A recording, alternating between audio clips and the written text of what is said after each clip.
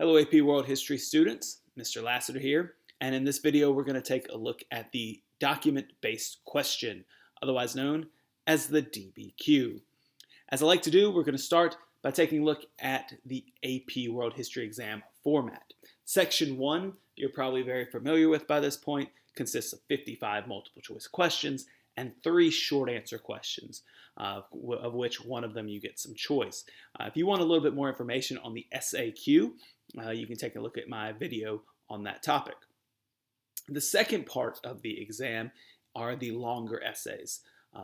The first one, the one we're dealing with in this video, is the document-based question. And the second, which I deal with in a separate video, is the LEQ, or long essay question. So take a look at that video if you'd like. And let's get started with the DBQ. Now, this is a little different than the LEQ because it is one question and you have to answer it. You get only one prompt that goes along with the 7 documents, and it counts for a significant portion of your grade, 25% of your exam grade. It is narrowed down time-wise a little bit. It's from time periods 3 through 6, so that's everything after 600 CE, and it will consist of 7 documents. Which is reduced from previous years. As far as time, because it is worth so much of your grade, you get a little bit more time on this. It is 60 minutes suggested, and 15 minutes of that is a suggested reading period, of which you should use that time to read and annotate documents and develop your basic understanding of your argument. Although you can begin writing before that time period is up. You have 45 minutes of suggested writing time. Again, you can steal a little bit of time from the reading period if you are a fast reader and annotator, or steal a little bit from the LEQ later on.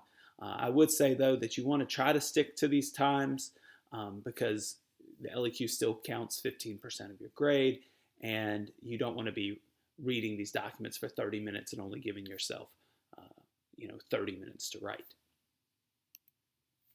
So let's take a look at the rubric for the DBQ. And although it is a little bit more complex to understand, has a few more boxes to check, parts of it are very similar to what we see in the LEQ, starting with contextualization.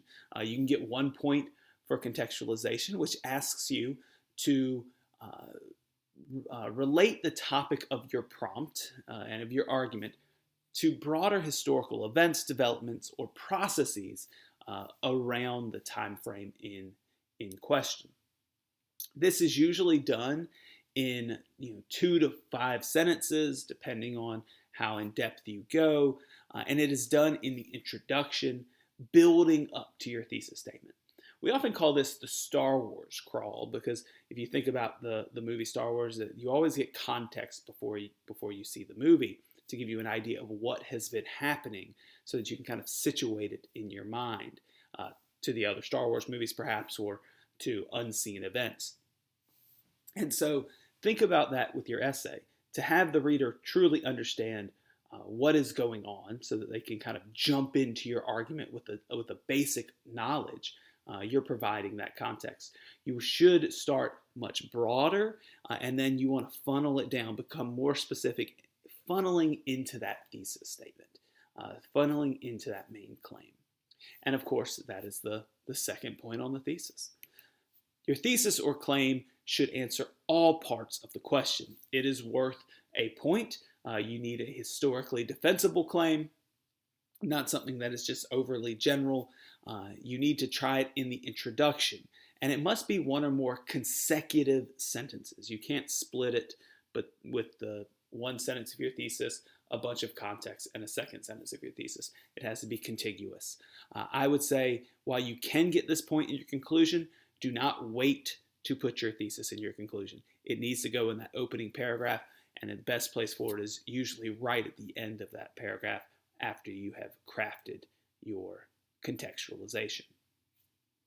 The next part of the rubric I want to get into, but first we'll just recap what makes a good thesis, and you can look at it here. Chronology, the time period, geography, where in the world you're talking about, theme, of course that'll be provided in the prompt, and you want to answer the question with a historically defensible claim and answer the entire question. For example, if it asks you to describe and explain something, then you need an explanatory element to your answers. It might ask you to evaluate or analyze or look at the extent to which something occurs. So pay attention to those keywords and the precise language of the question. You can mirror that in your thesis, but you don't want to simply restate the prompt. You need to bring something to the table here. Now, in thinking about the rest of the rubric, it can get a little bit more complex. We're still going to be asking you for evidence. We're still going to be asking you for analysis and reasoning. But evidence in a DBQ looks a little different. It doesn't have to come entirely from your head, although some of it will. The first thing that you're asked to do is to provide evidence from the documents. And this is worth up to 2 points. There's kind of a lower bar here and a higher bar. The lower bar is asking you to use the content of 3 documents to address the topic of the prompt. So to earn this point, you need to describe accurately the content of at least 3 documents. This is going above and beyond simply quoting the document. In fact, I don't recommend that much at all. But this is using the documents in a way that, and describing that you understand the meaning of them and how it relates to the prompt. The second and higher bar asks you to support your argument, whatever you're making in that thesis or claim, using at least 6 of the 7 documents. And my advice is to do it with all 7, just in case one of your supporting piece of evidence doesn't land it with your explanation. But to earn these 2 points, you must accurately describe the content of the sources, and you must use that content that you described to support your argument. Not simply say, I know what this document means, but I know how this document supports a greater point that I'm trying to make. And if you can do that with at least 6 of the 7 documents, you will earn 2 points. Now, I did say that obviously the documents are a big part of this. It is a DBQ after all, so you can get up to 2 points, but you can still get a point by bringing information from outside the documents. And so this is what we call evidence beyond the documents, and it's worth at least a point. This means that you use at least one additional piece of evidence that is relevant to the argument about the prompt, and that you describe that evidence in more than a passing phrase or reference, but actually using it to support your argument. Again, there's a little caveat here, which is that this piece of evidence has to be different than evidence you used in your contextualization. So you can't, as we say, double dip your evidence, your outside evidence here. So if you're going to get all points on this essay, you're going to have to bring a good bit of outside knowledge to this document-based question. A lot of people find this a relief because sometimes they know a great deal beyond the documents and they might struggle with using the documents as evidence, or they might need a little bit of information from the outside to really make those connections. And this is your opportunity to earn points for what you bring to the table. And so I think this has been a really great addition to the DBQ rubric in the recent years. Now, beyond just evidence, we ask you to analyze and show your ability to reason in a complex manner. So the first thing that you're asked to do in the analysis of these documents is not just simply describing them and using them as evidence for your documents, but also thinking in an analytical way about how the point of view of documents or the purpose or the audience or historical situation might impact your argument or might be relevant to understanding your argument. We call this sourcing, and to earn the point, you really must explain rather than just identify the point of view, purpose, audience, whatever it might be, and really connect it to your argument. Why might it be relevant that a document was written as an official government document? Does that change how your argument, or does that impact the strength of your argument? Why might it be important to know the point of view of a specific author? but you need to explain how that adds to your argument. And you have to do this at least 3 times. I would say try it more than 3 times. That can add complexity to the argument, but it can also give you a couple extra chances in case some of your sourcing analysis does not land. And the last point for reasoning is the complexity point, demonstrating a complex understanding of the argument. This is something that we also see in the LEQ.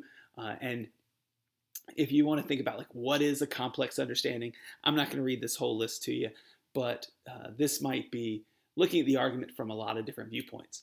If it's asking you to evaluate the extent that 2 points of view are similar, well, you might want to look at similarities and differences.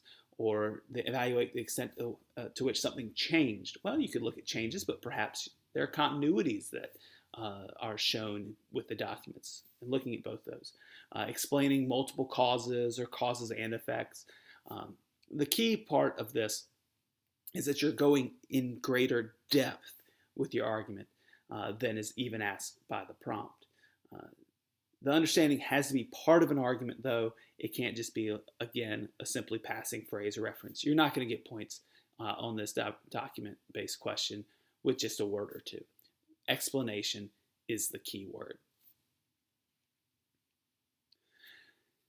Take a look at this. This is straight from our course guide that goes over the basics of the DBQ. I'm not going to read it to you, but I would say pause it and take a look, because this is straight from the horse's mouth, as they say. This is what the College Board has to say about the document-based question and what it's asking you to do, the skills that it's asking you to show, and why that's important. Now, before we move on to the format for this and a sample outline, I just want to recap for one last time how important using documents is. After all, it's the document-based question. It's in the title. You can't miss it. And the document usage is worth 3 points out of the 7 in this essay. So again, 2 points are for evidence. You have a lower bar point for using 3 documents on topic, and you get 2 points if you use at least 6 documents to support your argument. And then sourcing at least 3 documents. Looking at the argument and using this point of view or purpose, historical situation, showing how it's relevant to that argument.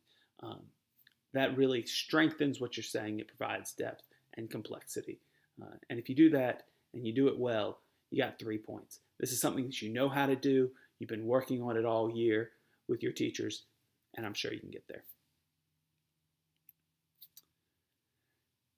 If we think about how this essay should be outlined, it's pretty straightforward. An introduction, you want your contextualization in your thesis statement right up front.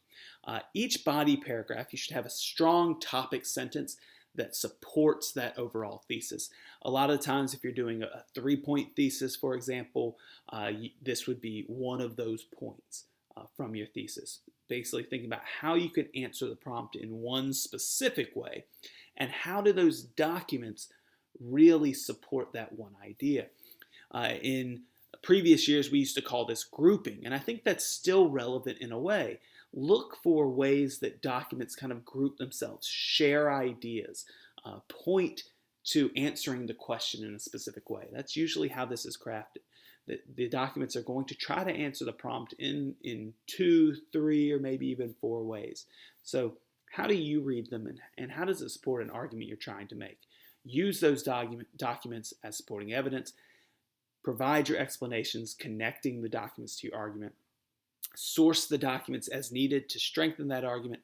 And at least once in every paragraph, I think it's worthwhile to bring evidence beyond the documents. You certainly have a lot of knowledge in your head. That's a good time to show it. Once you've done that as many times as needed, as you put forth all of your arguments or use all of the documents up, you can go into the conclusion at the end of that, which means you're summarizing the documents, you're restating your argument, you're rewriting your thesis, trying it again in a different way, just to be sure you get that point. So here we are at the end of a too long video that looks into the complex thesis or the complex rubric of the DBQ.